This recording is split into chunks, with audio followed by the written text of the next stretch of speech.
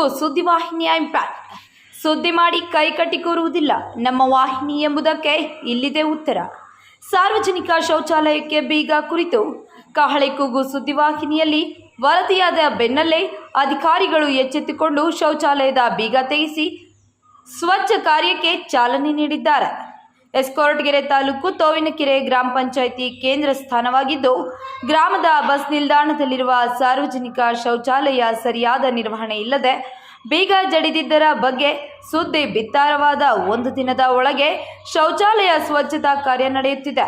ಗ್ರಾಮಸ್ಥರು, ವಿದ್ಯಾರ್ಥಿನಿಯರು, ಪ್ರಯಾಣಿಕರು ಶೌಚಾಲಯವಿಲ್ಲದೆ ಪರದಾಡುವಂತಹ ಪರಿಸ್ಥಿತಿ ನಿರ್ಮಾಣ ಎಂದು ನಮ್ಮ ವಾಹಿನಿಯಲ್ಲಿ ಸುದ್ದಿ ಬಿತ್ತಾರವಾದ ಬೆನ್ನಲ್ಲೇ ತಾಲೂಕಿನ ಕಾರ್ಯನಿರ್ವಾಹಕ ಅಧಿಕಾರಿಗಳಾದ ಅಪೂರ್ವರವರು ಸ್ಥಳಕ್ಕೆ ಭೇಟಿ ನೀಡಿ ಶೌಚಾಲಯದ ಬೀಗ ತೆಗೆಸಿ ಸ್ವಚ್ಛತೆ ಕೆಲಸಕ್ಕೆ ಮುಂದಾಗಿದ್ದಾರೆ.